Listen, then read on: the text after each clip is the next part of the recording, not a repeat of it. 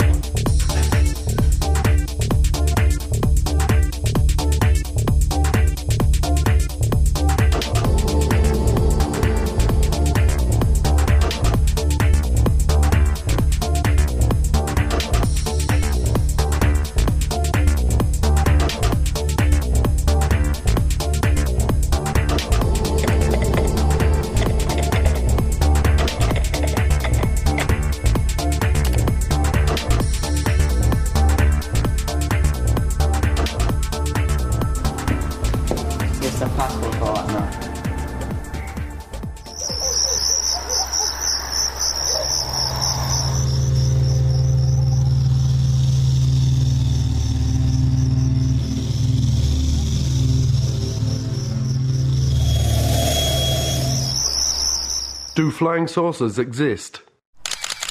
Are extraterrestrials real? Is there a government cover-up? For nearly 60 years, denial has been the only official position of the governments of the world relative to UFOs, alien abductions, and extraterrestrial contactee reports. Endless debates have raged over the thousands of documented cases that have been brought forward without official recognition. Some have been monumental incidents involving hundreds or even thousands of people. Roswell, New Mexico, USA. July the 4th, 1947. A flying disc crashed. The debris and alien bodies were flown to Wright Field Air Force Base in Dayton, Ohio. Suffolk, England. Rendlesham Forest, December the 26th to 28th, 1980. A triangular-shaped object illuminated the entire forest with white light. The object had a pulsing red light on top and a bank of blue lights underneath. It left ground traces and radioactive anomalies. This was a multiple witness sighting by military personnel. Belgium. The Belgium Wave, October 1989 to 1990. Hundreds of reports of lighted objects frequently described as enormous and triangular in shape. Air Force F-16s chased many of these objects. The Belgian government cooperated with civilian UFO investigators. Arizona, USA. The Phoenix Lights, March the 13th, 1997. A huge V-shaped object hovered over Phoenix for 10 to 15 minutes, observed by tens of thousands of people. Mexico. The Mexico Flap. Hundreds of objects appearing alone and in clusters appear throughout Mexico, observed by tens of thousands of people.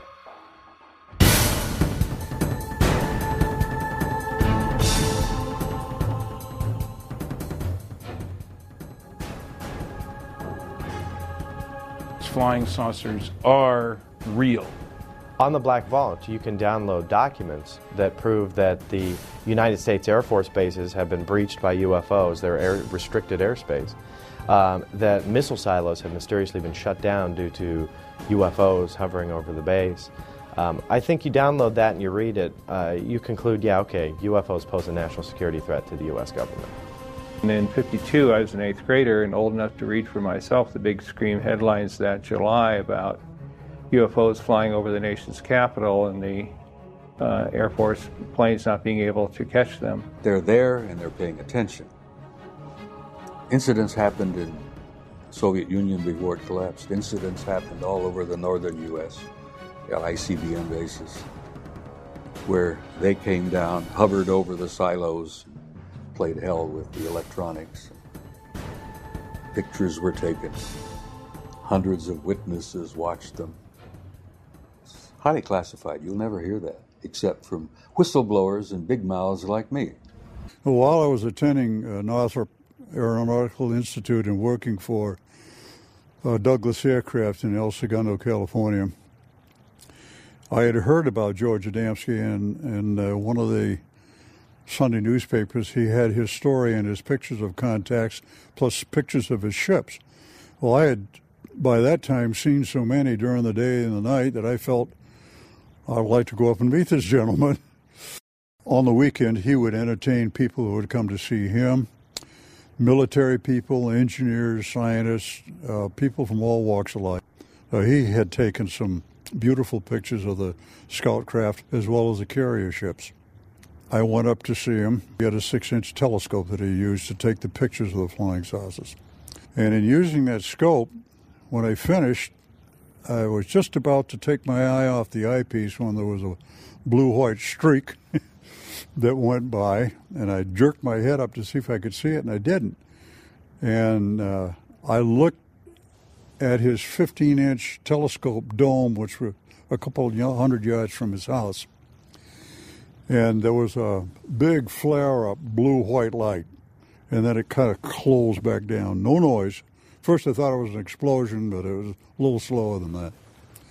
And there was an elliptical flying saucer. It looked to me like it was hovering above the ground. So I heard it increase its frequency, and it got brighter and brighter, and it was really pretty hard to look at. And it shot straight up until it looked like one of the stars. If you've ever been to Mount Palomar at night on a dark night, boy, they're big and bright. And it stopped for an instant, and then it shot over the horizon over San Diego. We have more than one witness who have been involved in the tracking of these objects on radar. You know, many people say, well, look, if this stuff was real, why are there no radar reports? I said, we have them. We actually have the radar tapes from the FAA. This is not just UFOs, and this is not being visited by guys from other planets.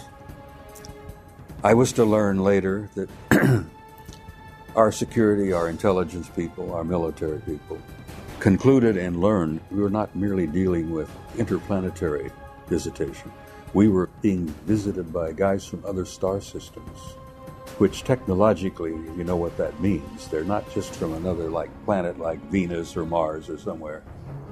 These guys are from other stars. I'm convinced after studies since 1958 that the evidence is overwhelming that planet Earth is being visited by intelligently controlled extraterrestrial spacecraft. In other words, some UFOs are alien spacecraft. Most are not. I don't care about those. Most isotopes aren't fissionable. I don't care about the ones that aren't if I want to build a reactor. If somebody who had the clearance to carry nuclear weapons or launch nuclear weapons saw these objects over a nuclear facility and reported it and have documents to prove it happened, this is dispositive. That's what someone who is wanting to look into this, who says, well, could this really be true and I don't know about it? They need to look at that, and we've assembled it. We have a 600-page book of top secret documents and the transcripts of these witnesses. We have videotapes. So I began watching the newspapers for any newspaper reports. I started buying magazines that had a UFO article in the magazine and collecting these, and from those I would get names and addresses. And I often called the people who wrote the articles to get them. Then I'd go interview those people myself, and if they took pictures, I'd try to get a copy of the picture, and frequently did. And then I began trading the pictures that I already had with other people that had pictures to get more pictures, and eventually built a library of pictures. Probably the largest in private hands in the world is over 4,000 pictures of real UFOs. Now, if I can collect that many alone as a single individual working by myself, how many pictures do you think the government has got when every government employee is a potential investigator? Every agent on trained investigator, all collecting and contributing to the government file. They must have hangars full of pictures. What Air Force Manual 10-206 says is that a U.S. Air Force pilot who sees a UFO has to report it in a particular way and manner. They outline in this form exactly how to report it. They say list the size, the shape, direction of travel, how big the object was, what were the wind conditions like. And you go through this big form and say, you know, your UFO sighting. The manual then goes on to state that you have to forward this to the NORAD installation. This is that one Air Force base that claims, oh no, we haven't collected these things since 1969. The problem is this form was last updated in October of 2004. In 1977, I proposed and became director of a proposed extraterrestrial communication study done in conjunction with the Jimmy Carter White House. Jimmy Carter, of course, had a close encounter with a UFO in the company of 10 members of the Leary, Georgia Lions Club in 1969 while he was running for governor of Georgia. While he was governor of Georgia in 1973, he had filed an official UFO report. It's now on the internet so everybody can see it. The 1976 U.S. presidential campaign was extraordinary because it was waged between Jimmy Carter, on the one hand, he's had a close encounter, and the first campaign waged on a platform which included a disclosure plank of sorts. Jimmy Carter was asked on various occasions, and this is documented, once elected, would he open up the extraterrestrial UFO files, and he said yes, he would. We have over 450 military and intelligence witnesses.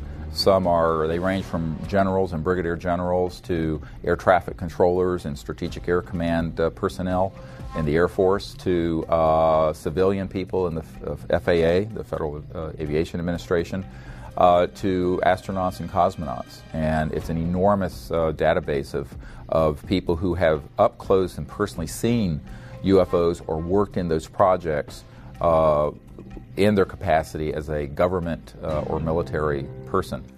Even with the massive amount of pressure governments can exert to maintain the ongoing cover-up, people continue to come forward and tell what they have personally experienced. Like that, 15 miles in a fraction of a second. I disengaged the autopilot to push the nose over because we were at a collision course. And when I did, I just saw it head on. It's 300 feet in diameter. We knew that. We had a knowing, like somebody was telling us, 300 feet in diameter. So at that time, I heard a hell of a noise. And I said to Fred, what the hell was that? He said, well, the navigator and the radio man ducking fell, hit their head, one hit their head, hurt their arm, they were scrambling on the deck. So I thought it hit us underneath. So I said, well, where in the hell did it go? And Fred said, it's right over to the right. I can see it. I couldn't see it. So it drifted forward about 5 miles from it. It never got to the altitude that we were at, a few hundred feet below. I began to watch it. Well, we knew then it was a friendly encounter. It just wanted us to see him. So then I went to engage the autopilot again. The magnetic compass was doing like this. And the bird dogs, which is direction finder, the two bird dogs, they were pointing right at this thing, just vibrating like this. And there was a lot of electrical things in the airplane that went haywire. So I told Fred, did you see that coming? He says, it was close. It was doing this. And so I went back to the vacuum operator. That's the old airplane, the vacuum operator, hydraulic operator control. So I go back to that and so then we sat there and watched it for a while because it just paced us, stayed with us. And so the other crew wanted to land at large engines, so I had sent back. They came forward. Al Jones, which was the original plane commander, took my seat and was still there. He was watching it. And as I was walking back aft, he decided he was going to chase it. And so he disengaged. When I get back aft, I wanted to see how the passengers do it. They're all on the right-hand side. They could see it underneath the wing. And then, I recognized the doctor back. He was a psychiatrist out of Bethesda, Naval Hospital, plus a lot of other things. So I said, I better talk to him first. So Cornell said, did you see what we saw, Doc? He grinned at me and looked me straight down. Yeah, and he says, yeah, that was a flying saucer. I didn't look at it. I don't believe in such things. When I was 16 years old, I was walking down the street in Arlington, Virginia, and saw 7 red light type UFOs over Washington that made headlines around the world. And since then, I've seen 8 alien vehicles on 8 occasions. The sightings I've had are more things flying right by or bluish-green orb things. I've had 5 sightings. Never reported them because I don't need the grief. But the trick is you can't mention the company name or be in company uniform. 2 of my friends, excellent pilots. One of them was a famous pilot, and they both got fired for doing interviews like this, but they were in uniform. Since I've been a child, I'm looking up into the sky thinking, is there more than just us human beings in this huge universe? And now I do believe there is more life forms, different life forms, and more dimensions than we can perceive. I've had several sightings. Probably the closest sighting would have been back in 1974. I was driving back between Ottawa and Montreal, going towards Montreal. And I remember going on the highway, and we came within literally probably several hundred feet of a huge, huge ship. And at first, we were driving away here, and I'm thinking, am I really seeing this? And we slowed down and sort of peeked out, and an enormous, enormous ship. I would have to say that it was 2-3 times the size of a 747. And it completely silently glided over across the highway, and we saw it go off into the distance. So there was no mistaking that was not anything at that time that would have existed conventionally or militarily. I was a lieutenant from the Bulgarian Air Force. My plane was MiG-21. What I believe there is much more going on than we can see with our naked eye. Being in the 3rd Battalion, 7th Marine Regiment, we were pretty active. We were on the East Coast in an area called the Punch Bowl, which is just down the road from Heartbreak Ridge. We had a lull in the fighting, so we just sat around and played poker. And somebody looked up and said, "What the heck is that?" We all looked up, and there was, it looked for all the world like a chrome hubcap setting up above us. And if you looked at it, it kind of had a watery, shimmery look and a little bit bluish white periphery. And from time to time, it would appear to be elliptical and sometimes circular. So I imagine it was rocking a little bit. And it's just a hint of a dome sometimes on it. But we watched it, and our colonel came out and took a look at it. He made a phone call. Pretty soon, 4 F-86D model Sabre jets came out, and they tried to get to the object. And it appeared that they hit some barrier that you couldn't see, because they would stall out and do a 1.5 turn spin and then pull out at the bottom. Flying saucer finally decided to leave and got very, very bright. And it was pretty difficult to look directly at it. But it rose straight up and it went through the overcast. Now, when it went through the overcast, there were 3 black rings that radiated from the flange of the craft and went from the flange of the craft all the way over the horizon with no sound at all. And what it looked like was somebody dropping a pebble in a glassy pool of water, and the rings were spreading out. In January of 2005, 5:24 in the evening, I was driving south on Interstate 25, south of Denver, and I see this black object coming up the road, above the road, in the sky.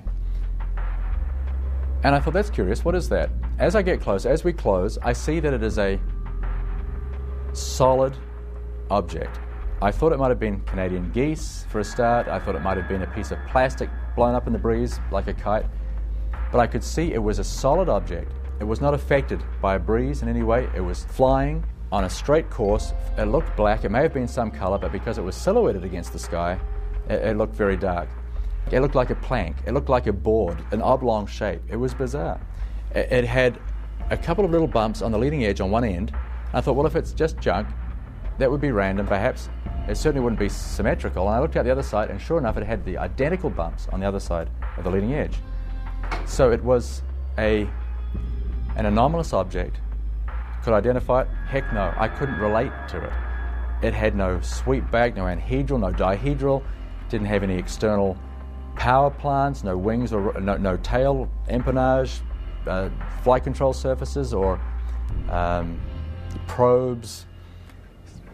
A search of the term Fastwalkers on the internet immediately reveals references that Fastwalker is a code name used by various government agencies to refer to UFOs, or, as they are sometimes called, non-referenced targets. Okay, that's holding pretty well. Craft that I recorded that did the 180-degree turn down on this portion of the screen, they're called Fastwalkers because of their speed. The whole episode took about a half a second to perform or less. We're talking milliseconds. And that kind of lets you know that it's not an Earth satellite that we're looking at because it's moving so fast. Plus the fact our satellites don't change direction 180 degrees without changing speed or 90 degrees. And I have seen many of the shadows go up and do a 90 degree right across the screen. And sometimes you'll see 3 or 4 objects in formation. It looks like formation flying, and one will branch off to the left and one will go to the right. Somebody coined the phrase fast walker, and it's appropriate. The fast walkers are these very rapid-moving electrogravitic and anti-gravity discs and craft of various shapes. The National Security Agency actually for a long time had called these ETVs, extraterrestrial vehicles. And from the military who have tracked these objects, and they've been called fast walkers because, as opposed to slow walkers, which are satellites, because they move at enormous speeds. For example, they've been tracked at going tens of thousands of miles per hour in the atmosphere and make a right-hand turn without decelerating. Well, you can't do that with a conventional system. You have to correct for gravity and mass inertia. That's what these things are doing. So these have been tracked on dedicated and classified radar systems. Occasionally, people who are on an ordinary system will pick them up. Today, the internet is literally alive with websites that are filled with detailed reports, many of which include convincing videos and pictures of unknown crafts and alien-like creatures. I live in Phoenix, Arizona. I am a sky watcher, a UFO hunter. I have a website called seeingufos.com. I had an interest in UFOs my whole life, but officially got started on April 15th of 2004 when I walked my dog in the middle of the night, looked up in the sky and saw some strange lights. I've got over 200 UFO video clips on my website. I'm more interested in the day footage. Now, the day footage is completely different because that's harder to dismiss, so I would have to say every other month it seems like I'm catching something. And I go out every day, pretty much 6 days a week, a couple hours a day. You add all those hours up, and that's a lot of time just to catch one thing for 20 seconds. But that's more than most people see in a lifetime, so I think that's better than nothing. Well, I'm involved in the political resolution of what we now call, I prefer to call the truth embargo that the government imposed on the facts regarding an extraterrestrial presence. That presence has been established, I think, many times over by the citizen science research that's been going on since the 40s. The government did studies, but they were primarily for show. And the issue, from a government standpoint, has been managed very intensely since 47, at minimum. Managed in the sense that the government was going to deal with it, but deal with it within the national security structure and never acknowledge that there's anything to this. But in fact, there is. I mean, we are being engaged as a planet and as a species by other beings. Possibly multiple species. This has just been proven beyond any doubt at all. Anyone who reads the research who isn't compromised by being either an idiot or in the employ of the government management of the issue can only arrive at one conclusion. The evidence is overwhelming.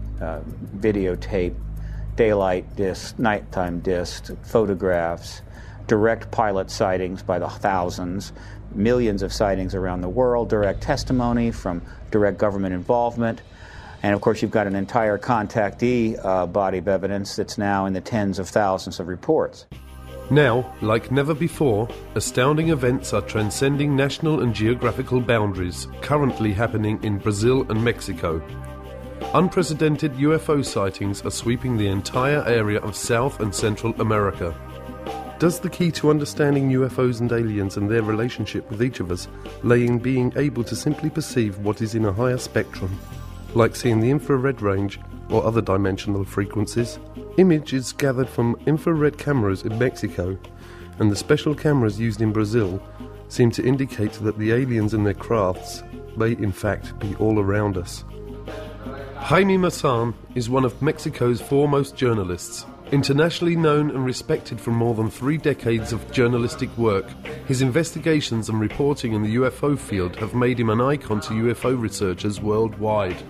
Jaime's weekly network television show, 60 Minutes, in Mexico reaches millions of people each week and regularly carries segments on the subject of UFOs. This flap has been recorded in video. It means that we have evidence to prove that something is really happening in the Mexican Republic. The video camera had become the most important instrument to really capture this new reality. Even the Mexican Army, the Air Force in Mexico, recorded UFOs. That the video was given to me, and I released that to the world. In that case, that happened on March the 5th, 2004. The soldiers were able to record something that they couldn't see with their own eyes. And that's amazing. That was the first time someone recorded something that they weren't able to see.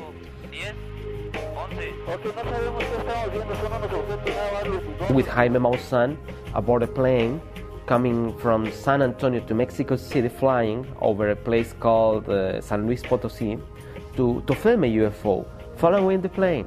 It was detected by the radars, and I have everything on film. So for us it's normal. Maybe because we're searching for it, maybe because we are trying to look for this reality, maybe they are following us. I don't know, but it happened to me that at least 50 times, maybe more.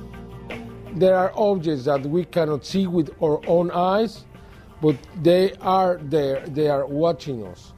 In the last months in Mexico, after thousands of videos, we have been registering some of the most spectacular videos.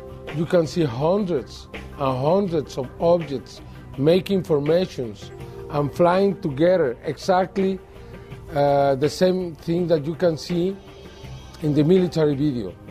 These formations moving at the same speed, in the same direction, at the same altitude.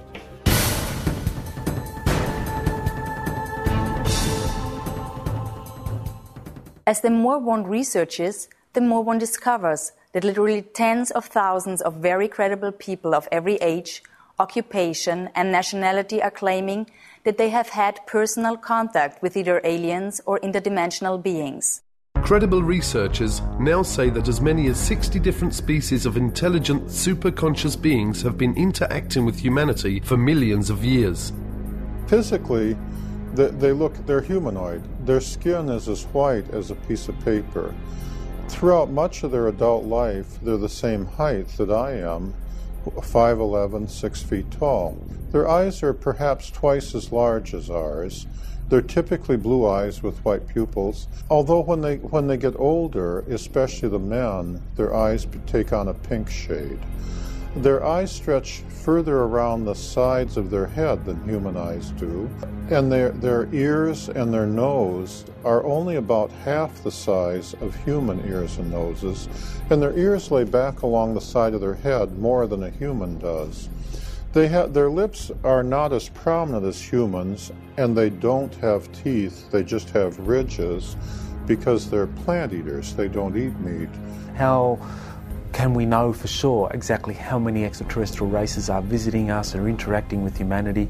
I mean, there are different sources disclosing some of that information. I found none the most credible to be whistleblowers, people who have worked in these various secret projects, who in some way have kind of been given information that gives them an idea of exactly how many races are here. One of those sources is a sergeant who worked for 22 years in the Air Force, Clifford Stone, and he was involved in these top secret projects that involved the retrieval of crashed discs.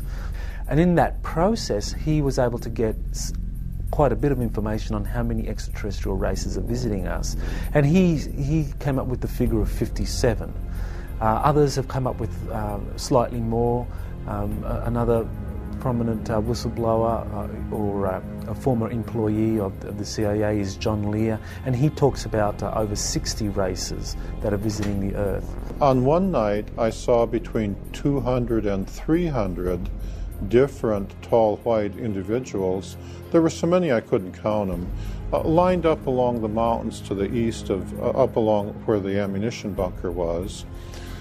On the night that the tall white lady known as Pamela was supposed to finish her final exam to be head of the technology transfer team to go into Livermore. In amongst those 200 or 300 tall whites, and that's just an estimate because I couldn't, it was a crowd of people and I couldn't count them all. There were also American Air Force personnel, nobody below the rank of colonel. There was like a 4-star general, a 3-star general. There were several of them. There were also several American government people in civilian clothing over there. Could it be possible that our universe is not only immense, but that it is full of life, and that there is a great diversity of this life spread throughout our own local galaxy and even our solar system? Equally outstanding is the recent revelation by the government of Brazil of their intent to turn over the official UFO files dating back to as early as 1954 to the people of Brazil. Well, the Virginia case is probably the best well-documented case that we have in Brazil and probably in the world. Yeah, you know that over 80 witnesses came forward, first-hand witnesses came forward during the first weeks, and they are still coming after it happened. During all these years, we still keep getting witnesses that come forward and tell us pieces of the big story that we know that comprises the capture of at least 2 alien creatures in the city of Virginia. We know for a fact, because we have it all documented, plus the witnesses have confirmed and cross-confirmed that one alien was captured in the morning of that day, which was a Saturday, about 10:30, by a fire department and some personnel from the Army. Another creature was seen at the same day by middle afternoon by 3 girls. It was them who called attention of all the city to the fact that strange creatures have been seen, because when the first one was seen and captured in the morning, it didn't draw too much attention. But at the afternoon, when the girls saw another creature and then spread the word to everybody, we saw the devil, that's what they thought they saw.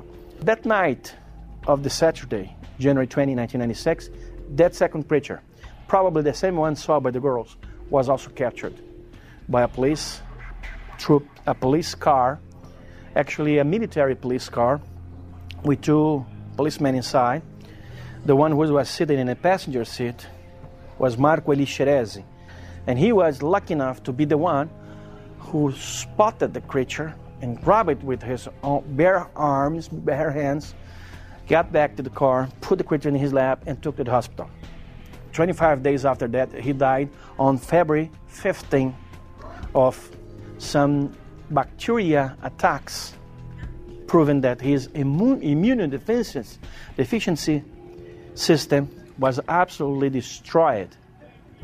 And Army personnel and authorities kept it all secret for lots of time until the UFO researchers started protesting along with the press, and we did so much pressure that eventually information was released about it. The exobiological aspect, that the probability of life out there has actually increased over what it was in 1950. And the indication that there may be ways of traveling faster than the speed of light so that, hey, they can get here from there. It doesn't mean that they're coming in 5 minutes or they're coming every hour or every day, but they might be able to traverse huge distances in a period of weeks or months or something instead of spending hundreds or thousands of years.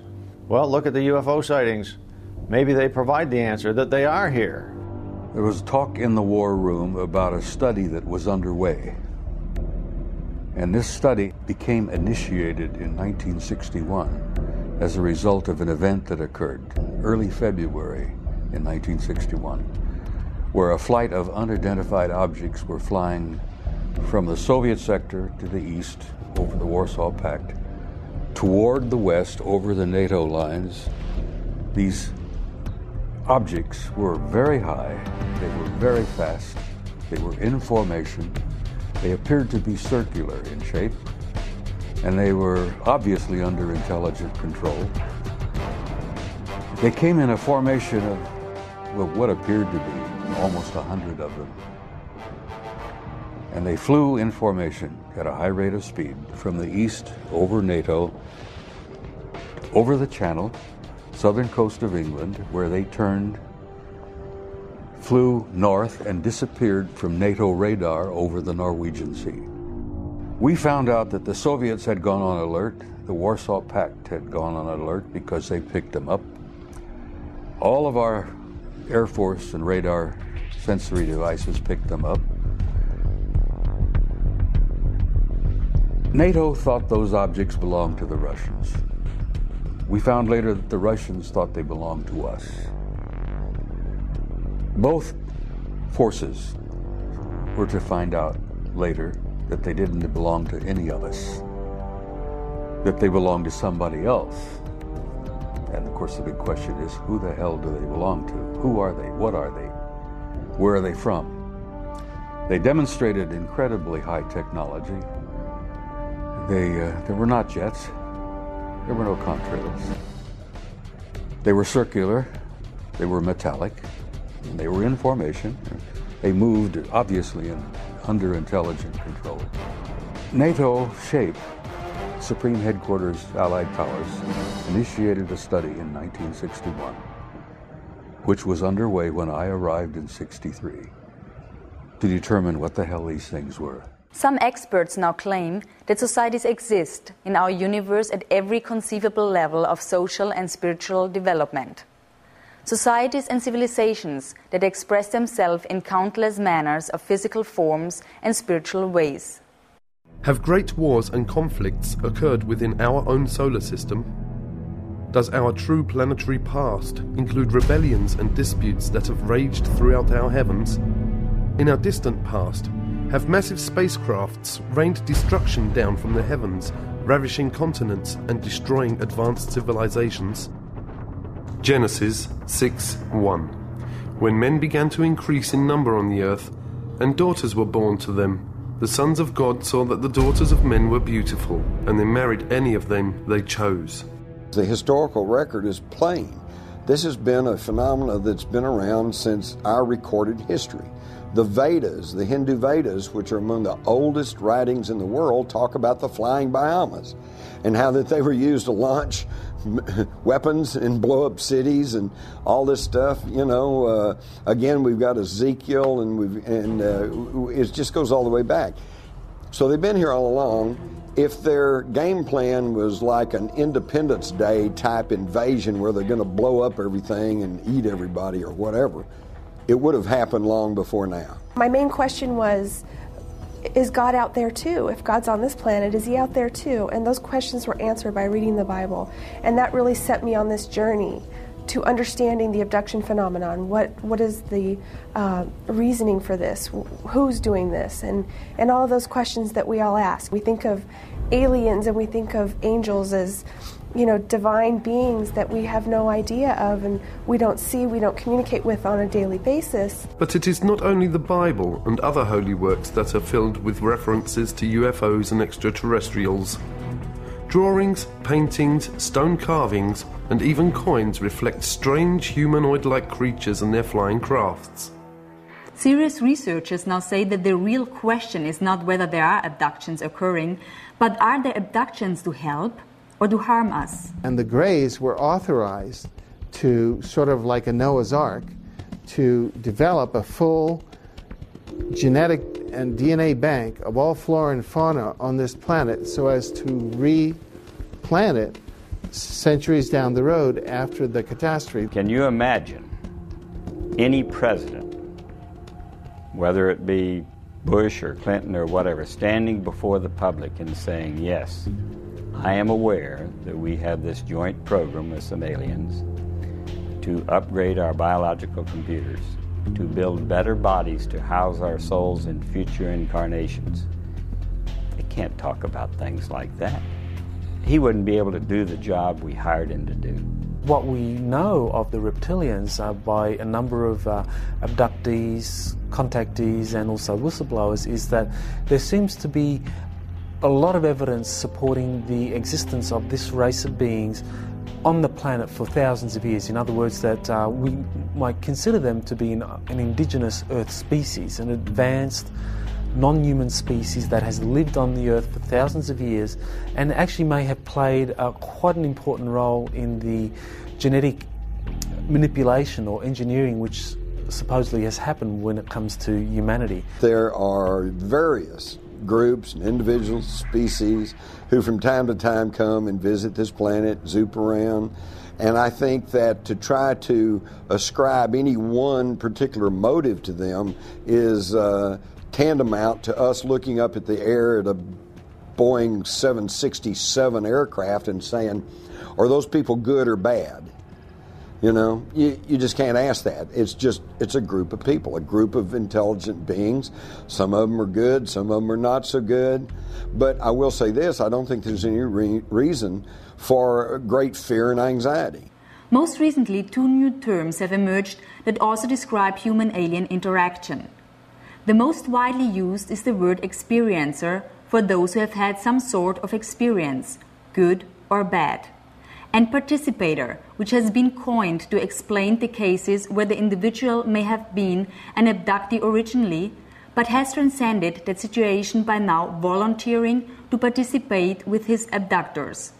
My contact with extraterrestrial intelligence occurred when I was aboard my sailing boat in Hawaii in the Honolulu harbor. And it was early one morning. It was about 5 o'clock, and I had gotten up early, and I had gotten a cup of coffee, and I'd gone back to my bunk, and I was just laying there completely dressed, trying to just look at the beautiful sunrise that was occurring through the large skylight above my bed.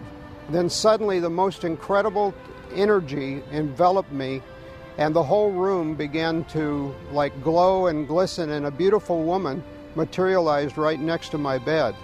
And at first I thought I was dreaming or hallucinating. And I said, "You can't be real." And she said, "Well, I am."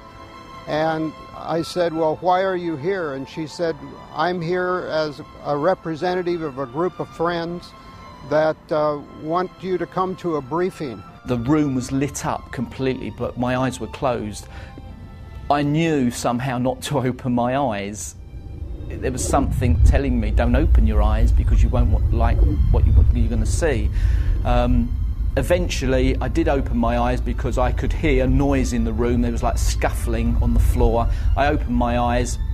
There were 3 small grey beings with big black eyes and big heads and very skinny, spindly limbs.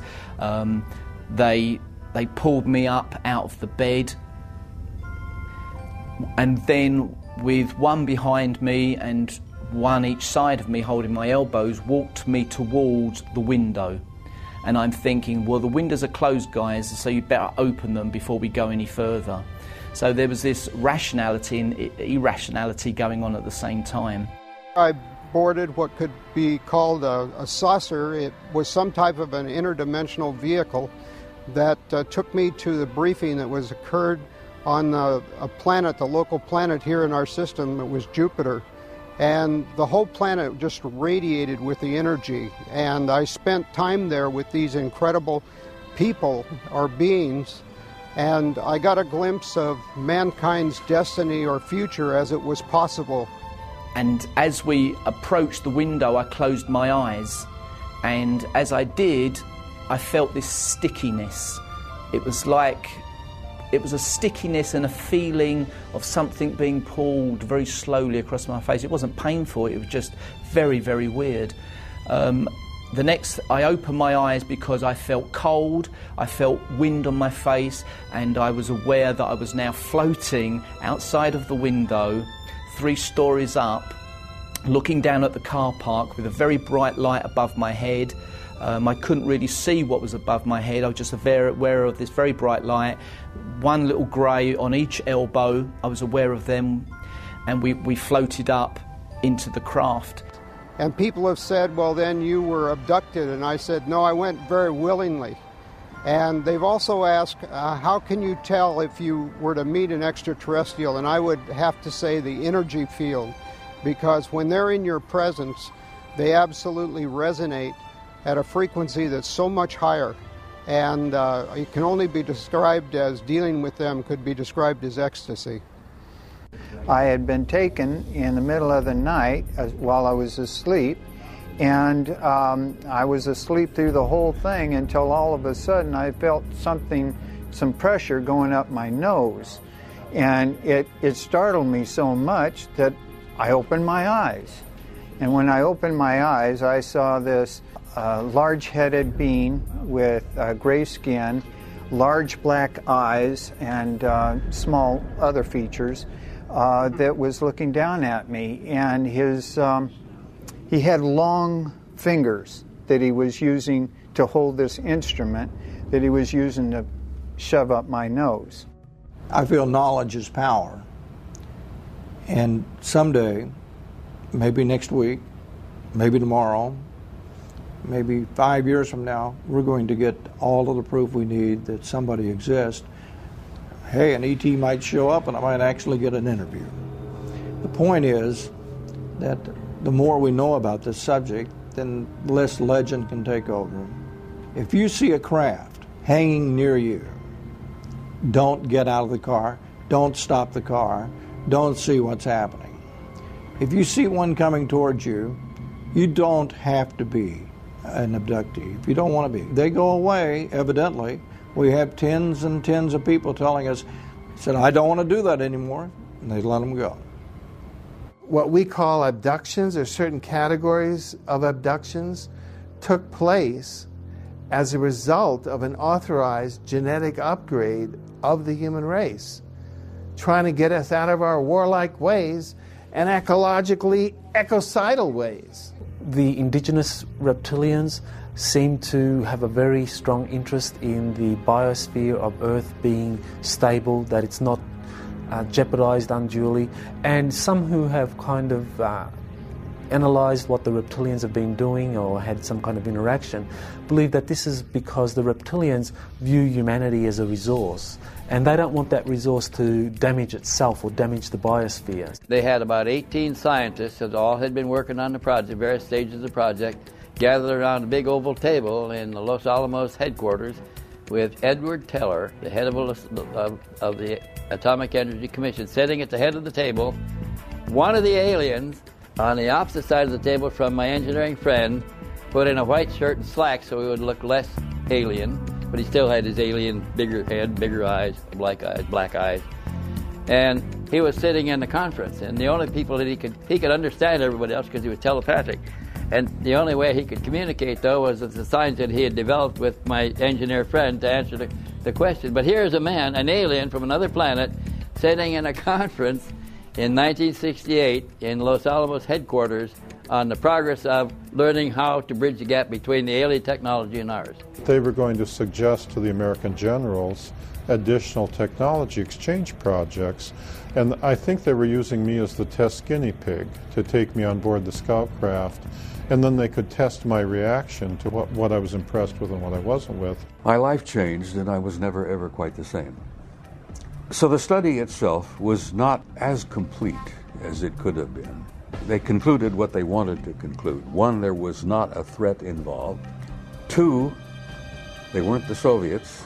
Three, the evidence was overwhelming. They were extraterrestrial. Four, there were 4 groups involved. 4 different groups. And they were all humanoid, but they were not human. Only one of the 4 was what we considered to be human. One group out of the 4 looked so much like us. I mean, almost identical to us. They could have put on these guys could have put on a suit and tie. And for the females, because we encountered some of them as well, they got to put on a dress, suit and tie, coat, jacket, sit down with you, next to you in a restaurant, sit next to you in a theater, and you'd never know. Sono persone come noi, che hanno un corpo come noi. That have a body like ours. In questi UFO, And these extraterrestrial che io prendo poi quando parlo, vehicles, lo prendo in senso largo, cioè anche delle persone che o sono dentro he says, I'm using this in a l'apparecchio, large sense. Or the people are inside the craft. ma questo è molto molto difficile pensarlo, oppure comandano, ma sono distanze enormi, se si fanno vedere da noi, mica c'è un pianeta che è a 1000 chilometri da noi, se no a 1000 chilometri ci It's sarebbero very già difficult, arrivati, but they make themselves seen and known to people on Earth. quindi è molto ragionevole che siano dentro. So it's probably logical that they're inside a craft instead of coming from somewhere else without a craft. E quindi sono persone come noi, composte di una parte spirituale, che la chiamiamo anima. Gli UFO, io non ho mai parlato con un UFO, non ho avuto... He says they would have to have a soul like we ma che abbiano anche un corpo, devono averlo un corpo. They'd have to have some kind of E body. se no sarebbero angeli. Otherwise they would be angels.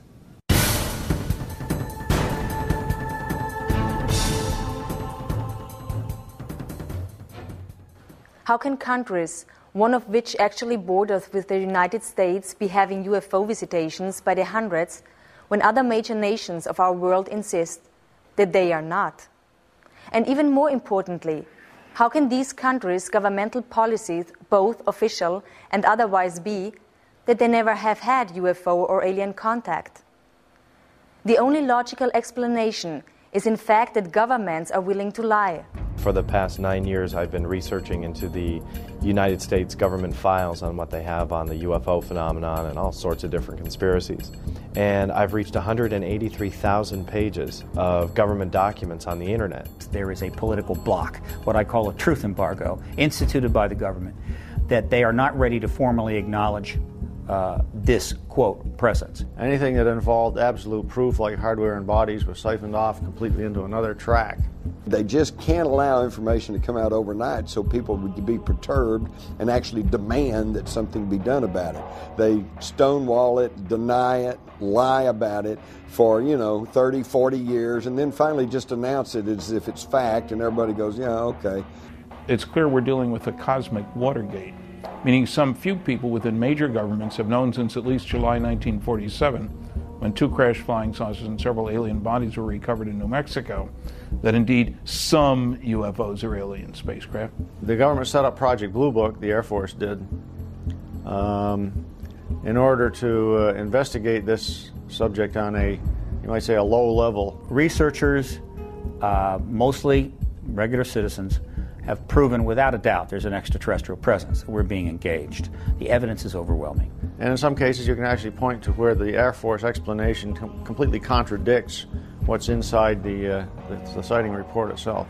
The word UFO is actually a disinformation term that was invented after they knew that they weren't unidentified and they knew they didn't fly. So it's sort of a mind play. When the first evidence of ET visitation and hardware and so on came along, the U.S. government took the attitude that we couldn't release this to the general public because it had extreme implications for defense. We don't want our enemies to know that we've got one because then they might try to get one. To the extent that we might be able to back engineer the technology, we don't want to tell somebody else that we're trying to do such a thing. Gus Grissom, who was probably the person I was closest to, felt that they were spam in a can, that the astronauts were just a public relations campaign for a secret military program that was spending much more. The military space program was getting, was a gleaming jewel compared to the junk that NASA was getting at the time. You can get a certain amount of information out through the large media, but it's very superficial, very brief. That's what we found. The in-depth sort of disclosure of what's really going on, who's behind it, what the agenda is, that is almost always stopped. Or if they try to do it, it gets turned into something ridiculous. I almost hate the term UFOs because they really aren't unidentified to the people that know what's going on, or the researchers too. But it's what a lot of people that have the answers felt it was safe to come out of the water, so they're putting out their information on the internet, disguised or whatever. But so these other agents, per se, they're scanning all the time to counteract what's being said by other people from Intel that think it was safe to, okay, we can put this out, or they feel like it's the right thing to do now. Enough is enough, mankind has a right to know type thing. When I worked for Douglas, I was assigned to the Douglas Skyrocket. They wanted me to wire up a camera out on the wingtip that looked through a quartz window back at the canopy so that they could monitor the pilot to see what he was doing. While I went through the hangar, which was secured, there were two gentlemen in there. They introduced themselves. One was Naval Intelligence, the other one was CIA. And I started working, doing my job, wiring up the camera, while they sat around and talked, and it became very apparent to me that they were there for that purpose, to talk. They knew about all my flying saucer experiences, all the way from Korea. They told me intelligence, CIA intelligence group, had 3 intelligence digests, flying saucer photographs, witness documentation from all over the world. And they said that I should probably try to get those 3 copies, and that's when I wrote Admiral Freeman. And wasn't able to get the documents, incidentally. But in addition to that, they told me that I should tell people what my experiences have been. And I said, tell everybody you can. Because they can't. They were not allowed to talk about it. There's this curtain of ridicule that's been drawn up around the UFO phenomenon. And as long as that curtain of ridicule holds solid, the scientists will be afraid to contribute anything to looking into UFOs. And part of that curtain of ridicule involves the fact that hardly any decent papers have gotten into the refereed scientific literature. So that curtain of ridicule may be slightly opened up now that they have a paper that they can refer to, and if they feel like writing to their own papers on UFOs. The secrecy has invaded, like a cancer, many institutions, including the media, government, corporations. I got into more and more controversial and exotic subjects. I found myself a journalist without a journal. There is definitely very tight control over the flow of information in certain topics through our corporate control mass media. They seem to take it upon themselves to be the gatekeepers of information. Part of this information that they are keeping from us is the just absolutely immense wealth of information concerning the UFO phenomena and the fact that it can be tracked and documented all the way back through history. The only institution that is more corrupt than what I'm describing as this rogue transnational kleptocracy is the major media. worse than the Congress, worse than the White House, worse than anything at the normal level of clearances at the Pentagon, is big media. Big media does not report the truth about these things because they are not free to. And we think in the United States and in the Western world we really have a free press. We have a free press on everything that's not important. On the really important issues, it's very controlled. And this is the most important issue. This is the biggest secret in the history of the human race, the known modern history of government. And they have cooperated with keeping this secret. How is this cover-up contained and maintained through international borders? And if it is, are their motivations the same? The best guess is that since America has such overwhelming economic power, the only worse thing than America being mad at you is for America to ignore you.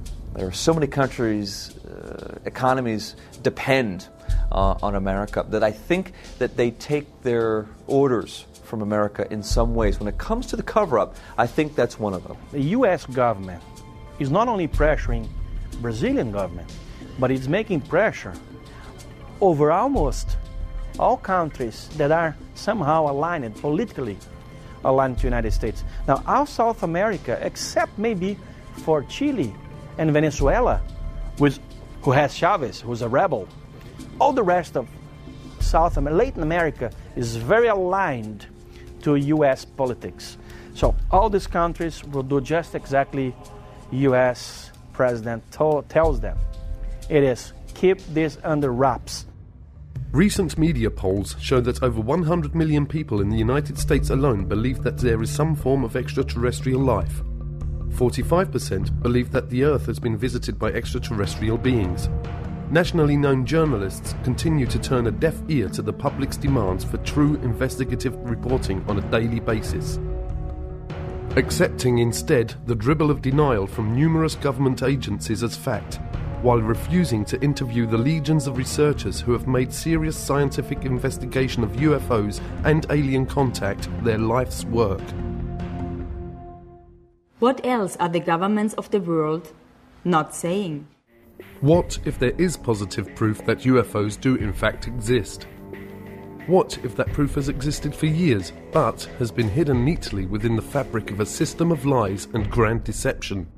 We need to be very concerned about the way in which this whole area has been managed by the national security agencies responsible. By maintaining secrecy, keeping people in the dark, it means that we really don't know whether this secrecy and withholding the information, withholding the technologies from the general public arena is really for the best interest of all of us.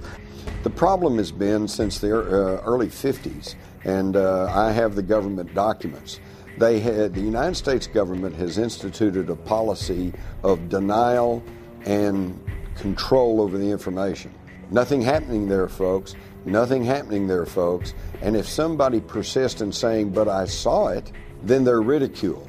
You've got a screw loose. Something's not right with them. This is absolutely just unconscionable in a country that pays lip service to freedom and individual liberty, because there have been so many people whose lives have been wrecked, whose families have been wrecked because of this policy of denial and ridicule over a phenomena that has happened worldwide for centuries. Disclosure has a very defined definition. It means the formal acknowledgement by the governments of the world of the extraterrestrial presence. As fellow inhabitants of planet Earth, we live in a rapidly changing world. The advent of modern communication networks and the internet has made maintaining the UFO cover-up a difficult and demanding undertaking. Brian Vike of HBCC UFO, it's the #1 UFO website to send information to. Him and Rents and UFO Casebook are the three places that I always send my footage to, because they will only put verified sightings on their site. They just won't put junk up there. And I know they get over 3, 4, up to 10 million hits a month. For over half a century, the United States, Great Britain, and a host of aligned countries have been able to maintain a vast web of secrecy over what is actually happening worldwide relative to aliens, or what are generally known as EBEs, extraterrestrial biological entities.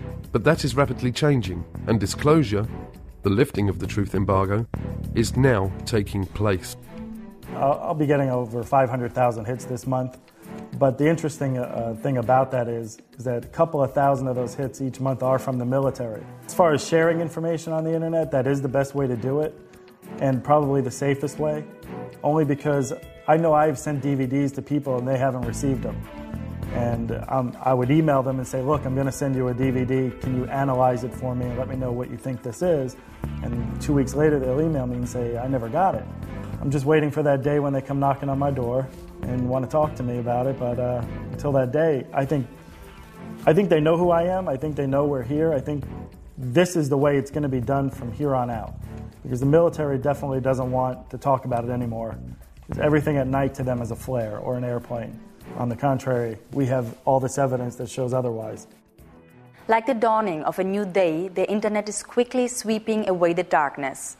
The truth will not be stopped.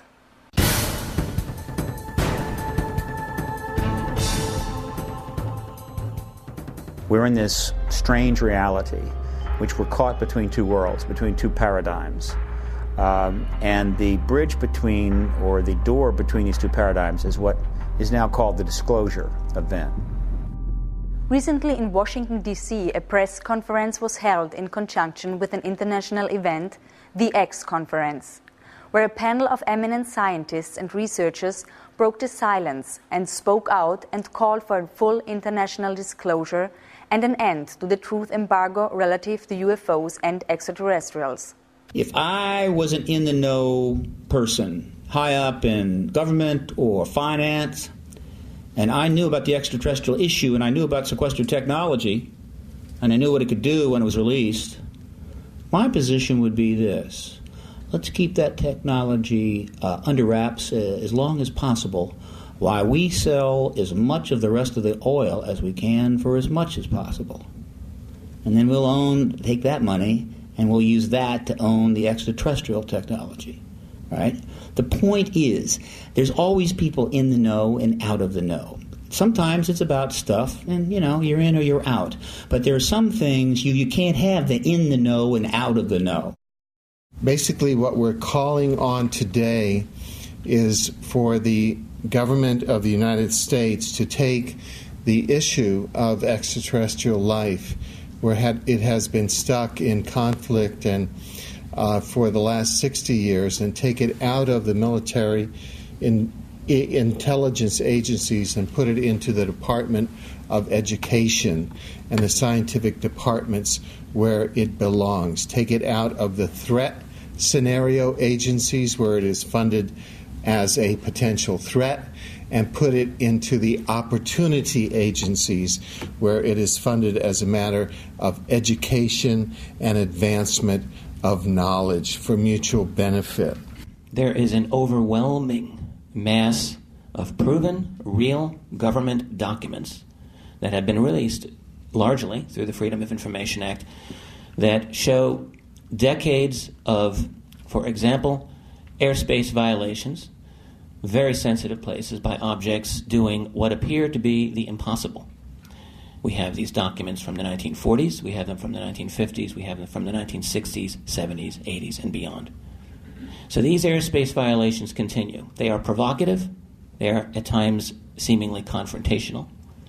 You have pilots who have been charged with going up to get these things, and they have described them at times saying, yes, it appears to be a metallic disc-shaped, there it goes. I began on this topic by trying to do reverse engineering on gravity control devices in 1968, but now I'm officially looking at leaked question documents. And some of the documents tell an amazing story. One of the leaked documents started with FDR, and FDR had set up, through Vannevar Bush, a committee called the Non-Terrestrial Science and Engineering Committee. These were guys, after the recovery of a crashed flying saucer in 1942, who were given the parts and told to figure out how they work. They came back to FDR in 1944 and asked for money. And he said, no, we got to win the war first, beat the Nazis. And then in 1947, it was Vannevar Bush who went to President Truman, who didn't know about all this, and said, by the way, we have these craft. We could do some reverse engineering in order to improve our country, to improve our culture, to improve our standard of living, and that was when the money started to flow. July 2002, right here in the Washington, D.C. area, there was yet again a airspace jet chase by two F-16 jet interceptors, which were chasing a bluish object right outside D.C. My opinion right now is the person who's going to wait for hard evidence is going to be left behind when the deluge comes.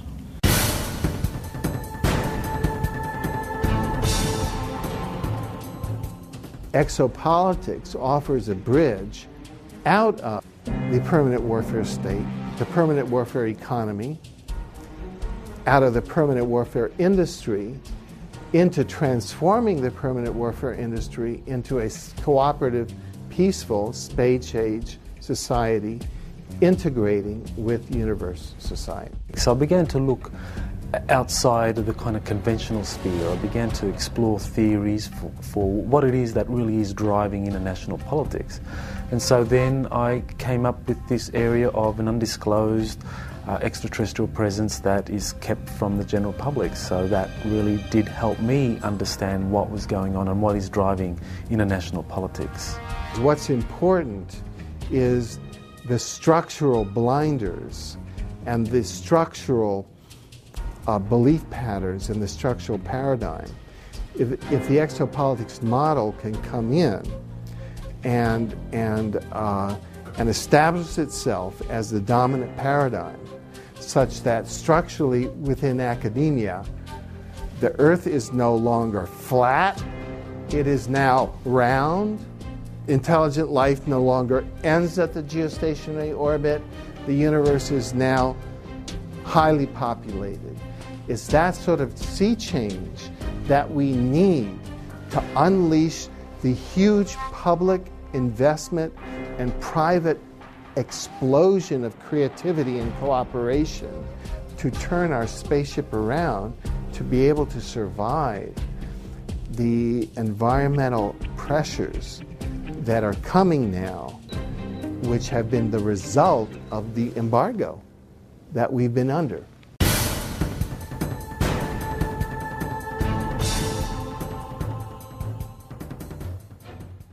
Are we, the people of Earth, on the verge of technological destruction? Has our use and testing of nuclear weapons already triggered an interdimensional countdown that is now moving us as a planet towards some kind of interstellar intervention? Even though there's clearly no evidence, I want to emphasize this, that these extraterrestrial civilizations are hostile towards us, I think they're very worried about our hostility. I always turn this on its head, because most of these sort of documentaries are always like alien invasion and all this stuff. No.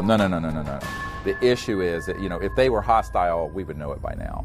It's clear to me that what's going on is that they're very concerned that at the time that humanity reached the ability to go into space, early space exploration, 50s, we also had already developed weapons of mass destruction and thermonuclear and hydrogen bombs and stuff. And that the coincidence of that, the coming together of those two things, put a big red flag over Earth. And so if you look at the databases from the 50s, 60s, 70s on forward, not only in the United States, but in Great Britain, in the Soviet Union, in China, that wherever we had space, aerospace, and nuclear facilities, there were a lot of these so-called UFOs being seen. These groups that are interested in us, at least seem to show some benevolence, I think would probably step in and keep us from blowing the hell out of ourselves if push come to shove. The onset of the whole UFO phenomena beginning about 1946, 47, and that I don't think it's coincidence that coincided with our development of nuclear weapons. And I think that out in the universe, they were horrified. They said, oh my God, the kids have found the matches. Well, they don't want us to destroy ourselves, and they don't want us to destroy this planet, and yet they're prohibited from directly intervening in our affairs and in our evolution. So I think that we've got crop circles and animal mutilations and abductions and sightings and increasing sightings and all like that, so that it's not directly impacting on us, and yet over this conditioning period we are coming to understand that we're not the only ones in the universe. And I think they're trying to kind of boost us up the evolutionary ladder so that we can grow to be full-class members of the intergalactic community instead of destroying ourselves through our petty bickering wars and nuclear holocaust. Like the dawning of a new day, the internet is quickly sweeping away the darkness. The truth will not be stopped. We're now seeing this wall of censorship cracking apart in the United States. Just recently we had a major TV network special, and I found it absolutely amazing because Peter Jennings of ABC just very matter-of-factly told a national audience that the Robinson panel of the 50s and the Operation Blue Book, Project Blue Book of the 60s were not really scientific-based investigations. They were just public relations efforts to try to get people not to be thinking about UFOs. So in other words, all you folks out there who are old enough to have seen all the newspaper reports on the Robinson panel and hear what Blue Book said, it was just hogwash. Never mind. The non-human intelligence presence has been here for a long time, that Colonel Philip Corso said there are 57 different races, and that some accords were made to talk about their presence, whether it be Hollywood, movies, or whatever, including the ABC special, that if it isn't done soon, they will probably do it. Extraterrestrials are not a national security issue. They're an educational and social issue for our society, and they may be a spiritual issue. When I retired from the military, I went to work for the Federal Emergency Management Agency, and I worked with them for 14 years. So I've got 42 years of government service behind me, and throughout all those years I had the very highest security classification you could have, top secret. When I was in NATO in 1963 through 1967, I had cosmic top secret, which was and still is the highest level of security in NATO.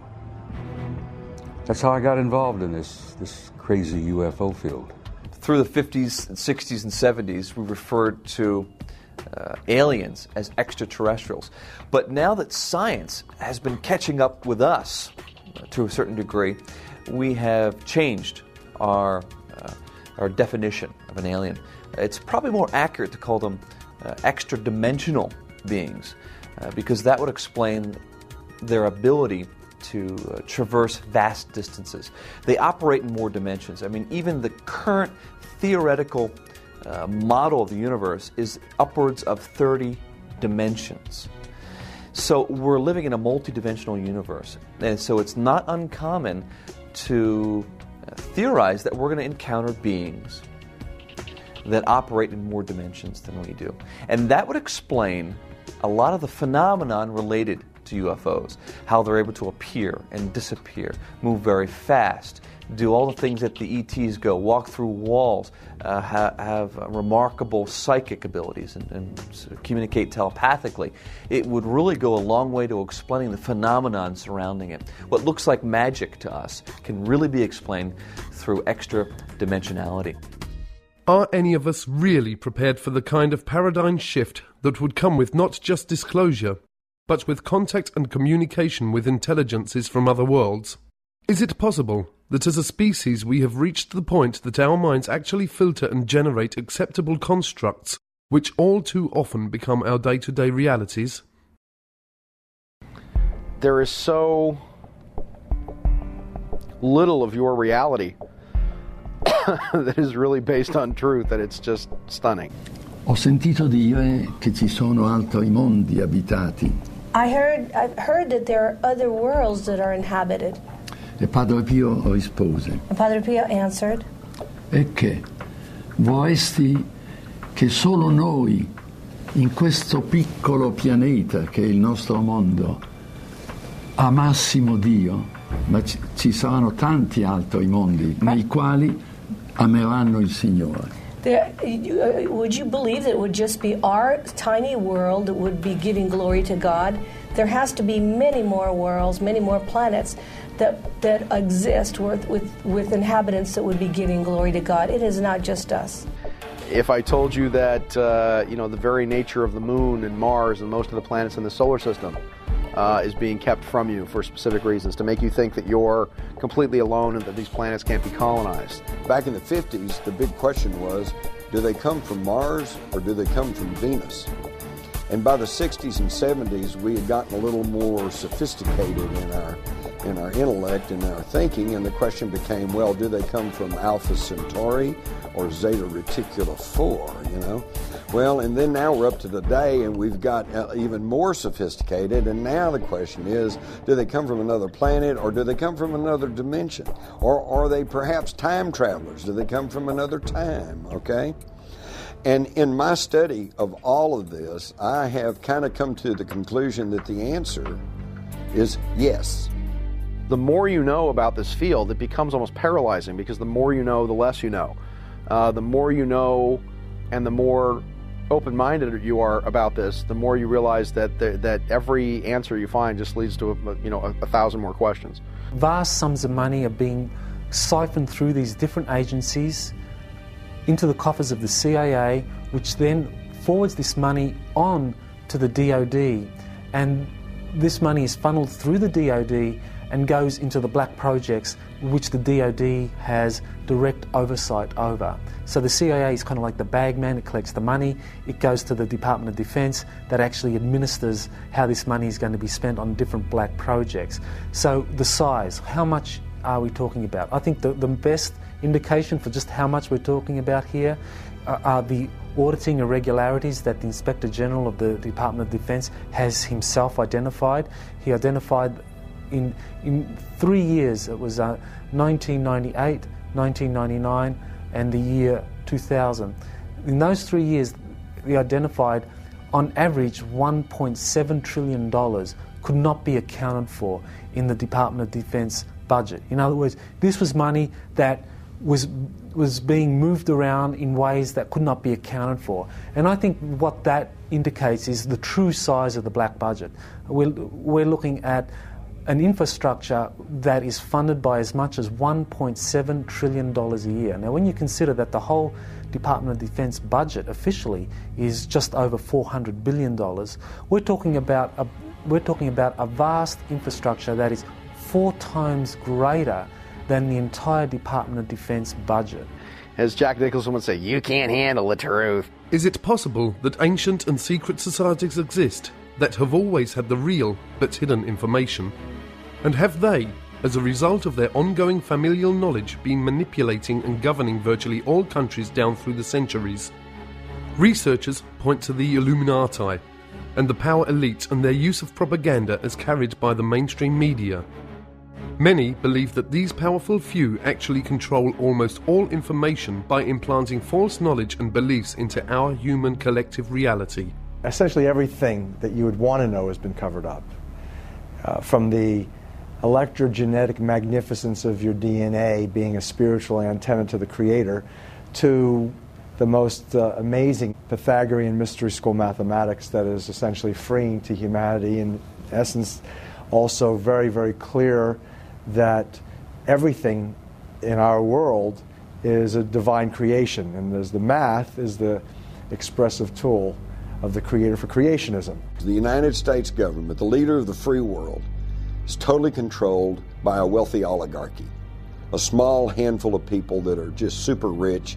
Most of them are not even in government, but they tell the government what to do. These are the people who are behind the UFO secrecy. They don't care if you know there's ETs out there. But if you know there's ETs out there, then you will know that there is alternative technology. And this could upset their monopolies over energy, fuel, transportation, communications, pharmaceuticals. And that's what they don't want. After all, who would continue to pay all these ever-increasing prices for gasoline that's polluting the air, choking us all, killing our kids? Why would we do that if we knew beyond any shadow of a doubt that there was non-polluting energy sources out there? This is what it's all about. It comes back to the old journalistic adage, follow the money. Everything has been covered up. The toxicities of the pharmaceuticals. You're not learning the truth about vaccinations. You're not learning the truth about various medications. The pharmaceutical industrialists, which I prefer to call the military, medical, petrochemical, pharmaceutical cartel, essentially has control of the media, the mainstream media, and so it has control over the mass mind.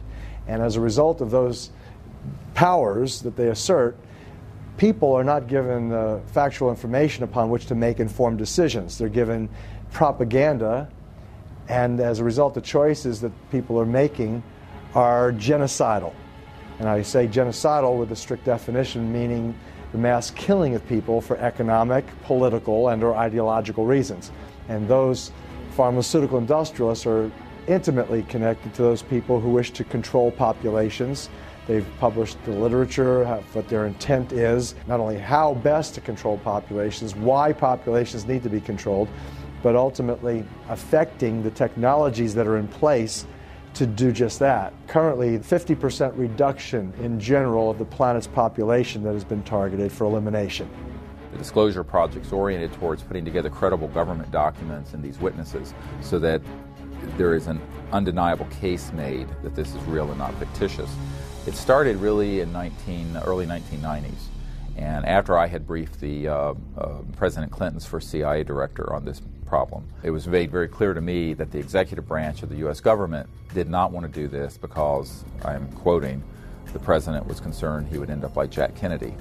I'm not kidding. That was said to me by President Clinton's closest friend. Could it be that much of what we believe is illusion? Is it possible that the history of human civilization is not as we have been told? Have we as people been purposefully dumbed down? And have our governments only served to strengthen the bonds that bind us to our ignorance, not only of our past, but of our present and potential future? Officials in these agencies no longer represent the best interests of humanity, but are now representing the interests of a particular extraterrestrial race that they have been compromised by. So we pay a heavy price if we don't make this open, if we don't bring in transparency and accountability into this whole process. It means that we don't know whether or not those that are behind the policies are actually implementing these policies for the best interest of humanity, which is what they claim, or for the best interest of a particular extraterrestrial race. Some of the questions that we must ask include, are there bases on our moon? Are there structures and life forms on Mars and many of the other local planets? Have our governments made deals and treaties with other life forms that affect the future of all of us on planet Earth?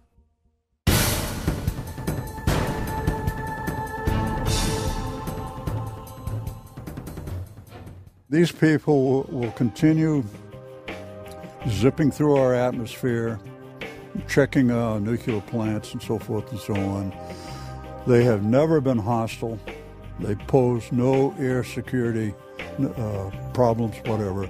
The Air Force knows this, and the Air Force has made statements to that effect, that UFOs pose no threat. They are here. Not just the Greys, but the others who look and act like us. Perhaps they are here to instruct us, to help us safeguard our planet. Definitely rules and regulations that govern everything. And the councils have the history books of all of the planets and all the records. So when a planet reaches the point that it can support life, that's a very momentous time in the history of that planet. At that time, the planet is given its life charter. We're dealing with a big story. It's not just them. As I said, if it was that simple, it would probably been out some time back. It's really about us. It's who we are, what we are, how we came to be, and where we might end up going sometime. Life is never allowed to just simply spontaneously develop. That if it did, it would be very chaotic. If we could integrate, I call it the spiritual, but the esoteric or whatever. I mean true esoteric. I don't mean religion necessarily, because there's a difference, I think, between religion and spirituality. To produce a thinking, intelligent human being would have taken millions more years if it was happening by normal evolution than it would have taken. And it would still not have got to the point we are now. They create life on other planets because this is the way they were created, by what they call the archaic ones, the ones from the very beginning, have been doing this forever. Mankind was developed as a species, as a spiritual being, and I think we've gotten so far away from who we really are that it's very hard for us to go back there and digest that maybe we have cosmic brothers and sisters. We fight among ourselves for diversity. I mean, if anybody walks in here and looks totally different, we fight among ourselves. And I'm thinking, oh my God, what are the ETs that are involved thinking about the way we handle ourselves with people that are so different from us? They're probably scared to death to appear because of what we might do to them. We have not handled diversity very well. Yeah, one day I would hope that the people of Earth would stand up and extend their hand in friendship to these people. We have never done that here on this planet. You know, we've shot at them. We've done everything. We fire radar, we fire lasers, everything. We need to say hi.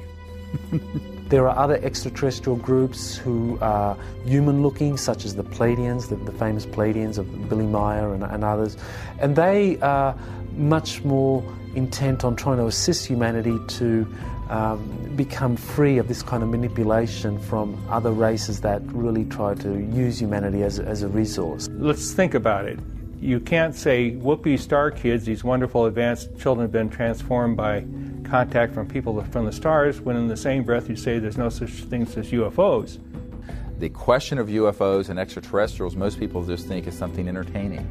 In reality, it's something that is central to how we're going to be able to go forward as a civilization, because that issue involves sciences, technologies, energy and propulsion systems that could give us a whole new civilization. It's terribly important the whole thing come apart, because it's all one package and it's part of our bright and very, I think, hopeful future. And I think of these star kids growing up and being our leaders, our presidents, congresspeople, senators, university professors, leaders in medicine and science and so forth.